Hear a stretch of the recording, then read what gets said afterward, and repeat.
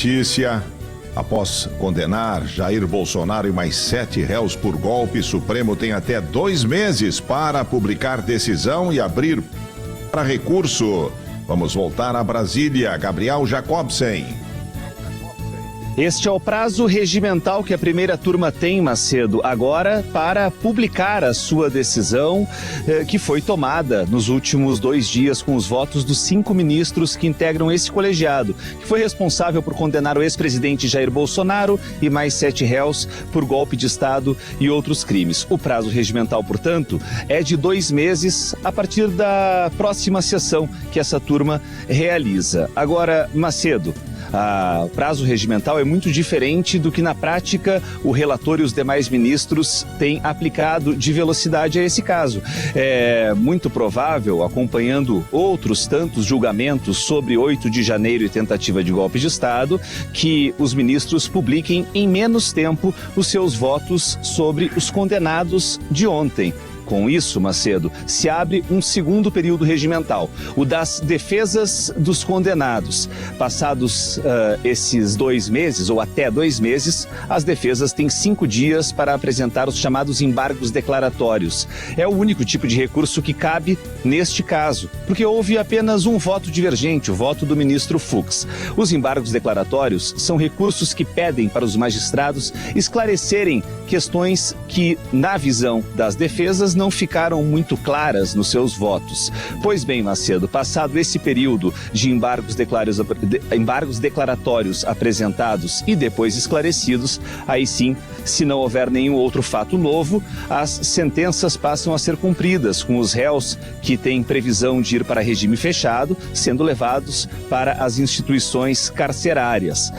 Tem uma única diferença dentre os 8 réus sobre isso, Macedo. É o caso de Mauro Cid, ex-ajudante de ordens de Jair Bolsonaro e que, por ser o delator, aquele que colaborou com a justiça e apresentou os fatos para auxiliar nas investigações, ele ficou com uma pena, pelo acordo de delação, mínima de até 2 anos. E a defesa do ex-ajudante de ordens Mauro Cid, conversei há pouco com o advogado dele, Jair Alves, diz que ainda hoje protocola um pedido aqui no Supremo para o relator do caso para que seja solto, para que fique em liberdade completa. Hoje, ele cumpre uma série de medidas restritivas, Mauro Cid, inclusive a tornozeleira eletrônica. Explico rapidamente por quê, Macedo. Mauro Cid está preso ou com restrições de liberdade e cautelares há mais de 2 anos. E a pena de ontem, definida pelo Supremo, impôs 2 anos de prisão. A defesa entende que ele já cumpriu e por isso deve ficar livre. Macedo. Valeu, obrigado, Gabriel Jacobsen. A gente segue em Brasília, agora com Matheus Chu. Condenação de Bolsonaro repercute fora do país e aliados esperam por novas sanções do presidente dos Estados Unidos. Matheus Chu.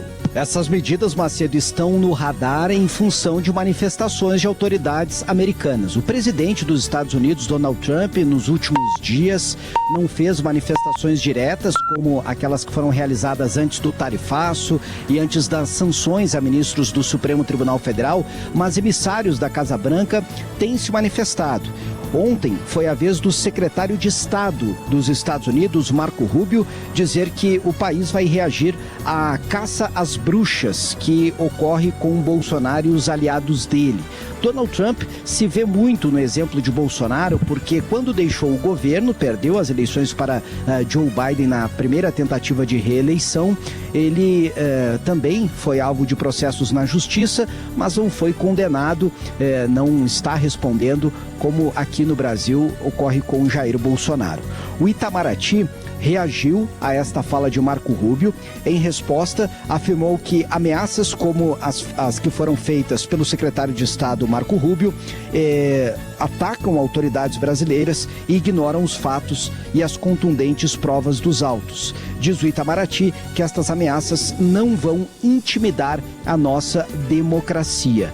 O governo brasileiro, Macedo, está atento especialmente à possibilidade de sanções na área econômica para instituições financeiras. O Banco do Brasil, por exemplo, instituição que é responsável pelo pagamento dos salários dos ministros do Supremo Tribunal Federal, poderia ser sancionado, segundo pessoas que estão a par deste tema, por não aplicar aqui no Brasil as sanções da Lei Magnitsky, que foi imposta contra Alexandre de Moraes. Mas o próprio Supremo decidiu no mês passado, uma decisão do ministro Flávio Dino, que estas sanções elas podem até ser aplicadas no exterior, mas no Brasil elas só serão aplicadas se houver uma autorização expressa do Supremo Tribunal Federal. O problema é que as instituições financeiras, Banco do Brasil e outros, operam em dólar, né? Tem negócios no exterior, enfim, transações que precisam necessariamente desta conexão com outros países. Por isso o temor de sanções nesta área, que seriam as mais graves, né, na avaliação de quem está acompanhando este tema. Macedo. O pessoal tá achando bonito, né? Quem é contra a condenação do Bolsonaro, achando bonito que venham sanções dos Estados Unidos que só trazem prejuízos para o Brasil, para o país como um todo, e que não devem alterar o rumo do que já aconteceu e do que ainda pode acontecer no Supremo, né, Chu? E não alteraram em nada o ritmo de julgamento de Bolsonaro, né, Macedo? Vamos lembrar que o tarifaço somente piorou a situação para os aliados de Bolsonaro e para o próprio ex-presidente, e depois as sanções contra o Supremo. Esta ação ativa do deputado federal Eduardo Bolsonaro, com o apoio do pai lá, de convencer a Casa Branca a tomar medidas contra o Brasil, que ela culminou, na verdade, foi com a prisão do ex-presidente, que não ocorre, vamos deixar claro, pela condenação de ontem. Ocorreu de forma antecipada por tentativa de coação, segundo o inquérito da Polícia Federal. Então, Macedo, pelo contrário, né? Além de não interferir aqui, de não significar, por exemplo, a liberdade de Bolsonaro, ela piora a situação do ex-presidente e não alterou em nada o ritmo do julgamento finalizado ontem. O Eduardo Bolsonaro, né? É um boquirroto que está lá nos Estados Unidos, covardão, porque fugiu do Brasil com medo de ser preso aqui, e de lá fica roncando grosso com o escudo dos Estados Unidos, né? É isso que ele tem feito e não tem adiantado nada, né? Não tem adiantado nada, Macedo, e a situação dele se complicou tanto junto à justiça brasileira como a situação política. Eduardo Bolsonaro, com este movimento de autoexílio nos Estados Unidos, o que ele queria era se cacifar para ser o representante da direita em 2026, para substituir o pai nas urnas. Os diálogos que ele trocava com o ex-presidente, que foram revelados, né, pela Polícia Federal há poucas semanas, eles deixam isso muito claro. E o que ele conseguiu foi o contrário: fortalecer outros nomes da direita, como o governador de São Paulo, Tarcísio de Freitas. Sim. Chu, outra questão, eu estava olhando agora os portais e não notei assim grande movimentação de aliados de Jair Bolsonaro em relação a providências que possam tomar, principalmente no âmbito do Congresso. É porque é sexta-feira, porque a capital federal se esvazia na quinta-feira e hoje não tem repercussões, não tem articulações. O que está acontecendo, afinal? Tem essa influência, o fato de ser sexta-feira, os parlamentares, na grande maioria, não estão aqui. Aliás, a presença de deputados aliados de Bolsonaro foi muito discreta durante o julgamento. Estiveram lá praticamente todos os dias da sessão o líder da oposição, o deputado gaúcho Luciano Zucco, deputado Sanderson também, que é do Rio Grande do Sul, e mais 2 ou 3 aliados. Fizeram manifestações lá dizendo que é um julgamento político e que a saída é a aprovação do projeto da anistia. Mas o movimento esta semana, Macedo, foi bem fraco mesmo no Congresso em torno desta pauta. O que os aliados de Bolsonaro querem é fortalecer este debate na semana que vem. O projeto da anistia, ele até pode ganhar tração novamente, mas ele perdeu força nos últimos dias. Primeiro, pelas manifestações expressas do Supremo Tribunal Federal de que é um projeto inconstitucional, de que não cabe indulto, anistia a uma condenação por tentativa de golpe de Estado. Isso até mesmo no julgamento ontem ficou muito claro nos votos de alguns dos ministros. Então isso ajuda a enfraquecer a pauta.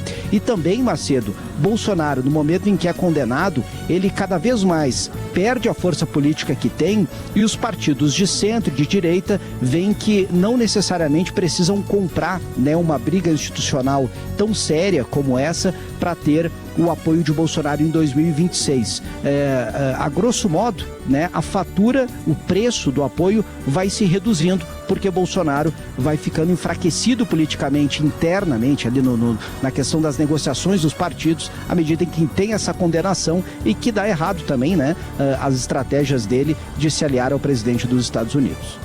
Perfeito. Obrigado, Matheus Chu, direto de Brasília.